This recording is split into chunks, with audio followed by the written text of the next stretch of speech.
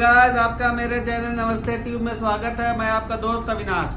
दोस्तों कैसे हैं? मैं आशा करता हूं कि आप सभी स्वस्थ होंगे, अच्छे होंगे। दोस्तों आपने भी देखा होगा कि इस दुनिया में रूस और यूक्रेन का युद्ध बहुत भयानक हो चुका है। वो ऐसा युद्ध हो गया है जो कि कभी भी तीसरे विश्व युद्ध का रूप ले सकता है, कभी भी परमाणु युद्ध शुरू हो सकता है। तो दोस्तों आखिर आप जानना नहीं चाहेंगे कि रूस और यूक्रेन के युद्ध का कारण क्या है? तो ठीक है दोस्तों, चलिए देखते हैं कि आखिर हुआ क्या था।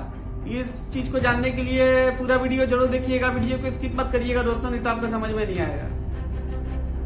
जब सेकंड वर्ल्ड वॉर खत्म होता है तो उस समय दुनिया जो है दो खेमे में बढ़ता है। मतलब कि दुनिया में दो शेर होते हैं, एक शेर अमेरिका और उसके कैपिटलिस्टिक कंट्री, दूसरा शेर रूस और उसके सोशलिस्टिक कंट्री। लेकिन आप जानते होंगे दोस्तों कि किसी भी जंगल में दो शेर नहीं हो सकते। एक शेर दूसरे शेर को मार देता है, फिर एक शेर जो है दूसरे जंगल में चला जाता है। यहाँ पे भी यही हुआ था जब 1991 में जब सोवियत यूनियन का जब विखंडन हुआ था, तो उस समय सोवियत यूनियन जो है 15 नए देश में बढ़ गया था, जिसमें कि रूस था, यूक्रेन था, आपका बेलारूस था, उज्बेकिस्तान, तजाकिस्तान, कजाकिस्तान। लेकिन सोवियत यूनियन के टूटने के बाद रूस जो है दोबारा से फिर से सोवियत यूनियन को बनाना चाहता है। लेकिन इसमें दिक्कत ये है कि सोवियत यूनियन का बहुत सारा जो देश था, जिसमें कि आपका बाल्कन स्टेट हो गया, जिसमें कि इस्टोनिया हो गया, लताविया हो गया, ये सब जो है नाटो के मेंबर बन चुके हैं। और नाटो के मेंबर तो सोवियत यूनियन के बहुत सारे देश बन चुके हैं। और जो उसके पड़ोस का जो देश है यूक्रेन, वो भी नाटो में शामिल होना चाहता है। इससे क्या है कि अगर यूक्रेन भी जब नाटो में शामिल हो जाएगा तो अमेरिका जो है अमेरिका जो है रूस के बगल में आ जाएगा यूक्रेन के नाम से, और रूस के सिक्योरिटी पे खतरा हो सकता है। इसीलिए रूस जो है यूक्रेन पे हमला किया है। और हमला करने के एक और कारण ये है कि वो दोबारा फिर से सोवियत यूनियन को बनाना चाहता है। वो यूक्रेन में अगर हमला करेगा तो यूक्रेन को जब वो कब्जा कर लेगा तो हो सकता है जितने भी सोवियत यूनियन के देश हैं, हो सकता है डर के मारे वो फिर से उसके अंडर में आ जाए और दोबारा से सोवियत यूनियन बन जाए। ये बहुत लंबा प्रोसेस है, लेकिन मेरे ख्याल से रूस के राष्ट्रपति इसीलिए यूक्रेन पर हमला किया।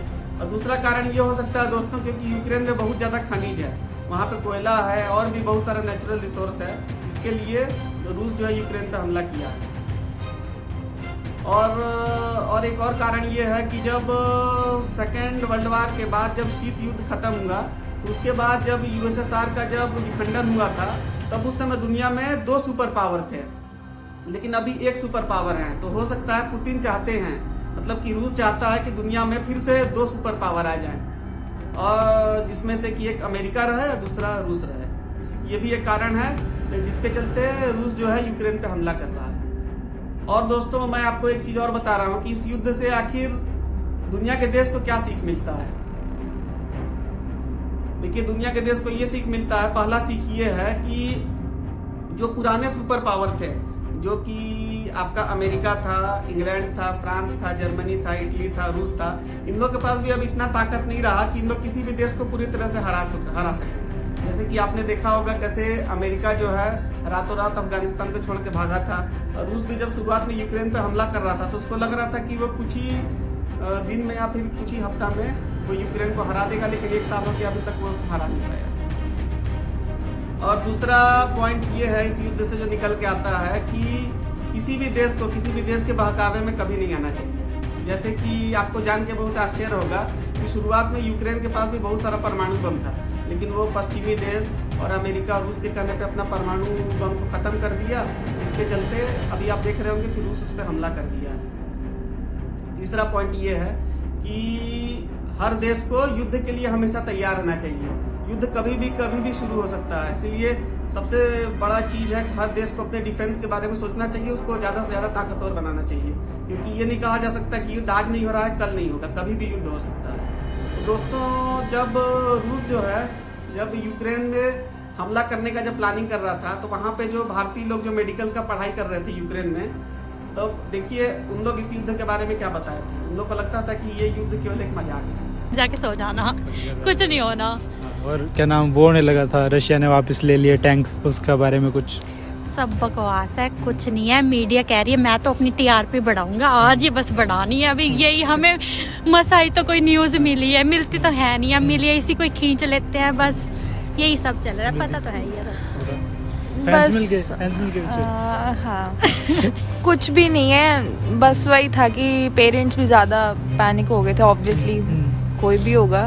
आ छत्ती भगाओ दबाए वो देखो, उधर दिखाओ पढ़ने वाले Come here, बच्चे। guys। तो सर वॉर की सुनी थी हमने सर, आज हो गया सर वॉर नहीं हुआ, नहीं हुआ? उम्मीद पे खरे नहीं उतरे रशियंस, आपको मन था देखने का थ्रिल, बहुत ज्यादा, बट नहीं हो पाया। हाँ? थ्रिलिंग हुआ नहीं, तूफान। बस तो टैंक्स वगैरह वापस ले लिया हमने सुना है। टैंक्स, हाँ नॉर्दर्न साइड पे हैं पर अभी बेलारूस साइड पे हैं अभी। किया था आपको? हाँ पुतिन पुतिन चाचा है हमारे। आजा। तो कुछ ऐड करना चाहोगे सर? यार ऐड यही करना चाहूंगा कि जो भी है वॉर हो रहा है ठीक है, सबसे इंटरेस्टिंग बात ये है हाँ। कि वहाँ पे हमें न्यूज आ रही है कि रशिया इन्वेड कर जाएगा आज रात को 9 बजे, 10 बजे, 1 बजे, 1 घंटा 20 मिनट और बाद। और हाँ और यूनिवर्सिटी से नोटिफिकेशन आ रही है, students who are interested in singing, dancing etcetera, you can message me. तो वॉर की कोई टेंशन नहीं है, मतलब यूनिवर्सिटी से कोई नहीं है ऐसा कि कोई टेंशन ही नहीं है बस। तो भाई देख लो, हमें नहीं है दिक्कत, तुम्हें दिक्कत हो रही है इंडिया बैठे, तो कोई सीन नहीं है भाई, छोड़ दो। और जो इंडिया जाने की सोच रहे जिन्हें टिकट बुक होगी। रूस जो है यूक्रेन पे हमला कर रहा है, तो यूक्रेन के जो राष्ट्रपति हैं महामहिम जेलेंस्की, आखिर वो चाहते क्या है, मुझे ये कुछ समझ में नहीं आता है। जैसे कि उनके देश पे रूस हमला कर रहा है, उनका देश पूरी तरह से खंडहर बन चुका है, एकदम कितने सारे सैनिक मारे जा चुके हैं, इसका कोई गिनती नहीं है। मतलब कि यूक्रेन अब रहने लायक नहीं रहा है। तब भी पश्चिमी देश यूक्रेन को रूस से लड़वा रहे हैं, तो आखिर उन लोग क्या सोचते हैं कि उन लोग रूस को हरा देंगे, जबकि उन लोग को ये नहीं पता है कि रूस के पास दुनिया में सबसे ज्यादा परमाणु बम है। लेकिन मुझे ये बात समझ में नहीं आता है कि अगर रूस जो है यूक्रेन पे हमला कर रहा है, वहाँ के लोग मारे जा रहे हैं, तो यूक्रेन के जो अपोजिशन के जो नेता हैं उन लोग कर क्या रहे हैं? मतलब उन लोग अपने महामहिम राष्ट्रपति का विरोध क्यों नहीं कर रहे हैं? क्योंकि उन लोग को ये क्यों नहीं पता है कि उनके राष्ट्रपति जो है नोबेल प्राइज लेना चाहते हैं, वो दुनिया में अपने आप को अमर करना चाहते हैं, वो दुनिया के महान नेता बनना चाहते हैं। मैं आपको ये बता रहा हूँ दोस्तों, क्या आप इस टाइप का कल्पना कभी भारत में कर सकते हैं? मान लीजिए भारत में अगर कोई दुश्मन देश हमला करेगा, तो यहाँ के जो अपोजिशन के जो नेता है, शायद यहाँ के प्रधानमंत्री को कुर्सी से ढकेल के खुद बैठ जाए। तो वहाँ के जो अपोजिशन के जो नेता हैं, वहाँ की जो पब्लिक है, उन लोग जेलेंस्की का विरोध क्यों नहीं कर रहे हैं? उन लोग जेलेंस्की को क्यों नहीं बोल रहे हैं कि वो युद्ध को खत्म करें? जबकि जेलेंस्की तो खाली अपने बारे में सोच रहे हैं। जेलेंस्की अपने लोगों को मरवा रहे हैं, अपने सैनिकों को मरवा रहे हैं, अपने देश को खंडहर बनवा रहे हैं। वो पश्चिम या फिर अमेरिका के चाल में क्यों फंस रहे हैं जेलेंस्की? मुझे ये समझ में नहीं आता कि आखिर वो नोबेल प्राइज लेके करेंगे क्या वो अपने आप को विस्टिन, आप भी देखे होंगे कि वो अपने आप को विस्टिन चर्चिल से कंपेयर करते हैं। जब जर्मनी इंग्लैंड पे जब हमला किया था, तब विस्टिन चर्चिल दुनिया भर के देशों से सपोर्ट लेके जर्मनी को हरा दिए थे। लेकिन इधर रूस है, रूस को यूक्रेन तो क्या पश्चिम देश पूरी तरह से कभी नहीं हरा पाएगा, क्योंकि रूस के पास दुनिया में सबसे ज्यादा परमाणु बम है और दुनिया का सबसे शक्तिशाली देश में से एक है। तो आखिर वो चाहते क्या हैं? वहाँ के अपोजिशन वाले कर क्या रहे हैं? मुझे ये समझ में नहीं आता है कि जेलेंस्की को क्या हो गया है। अब मुझे ये बात समझ में नहीं आता है कि पश्चिमी लोग आखिर यूक्रेन को, पश्चिमी देश आखिर क्यों इराक या फिर सीरिया बनाने पे तुले हुए हैं।